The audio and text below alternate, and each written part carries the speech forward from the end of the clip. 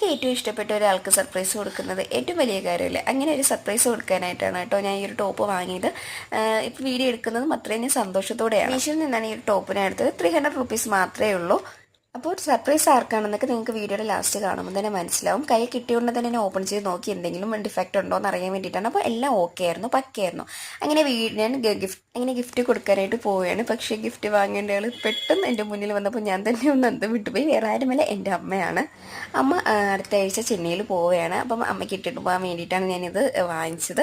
അമ്മയ്ക്ക് കൊടുത്തു. അമ്മ ഇതെന്താ സംഭവം എന്ന് അറിയേണ്ട ആൾക്ക് പടം വണ്ടടിച്ച് നിൽക്കുകയാണ്. അപ്പോൾ ഞാൻ പറയുന്നുണ്ട് അമ്മ ചെന്നൈ പോകാൻ വേണ്ടി ഇട്ടുകൊണ്ട് പോകാനുള്ളതാണെന്ന് പറയുന്നുണ്ട്. അങ്ങനെ അമ്മയ്ക്ക് സന്തോഷമായി.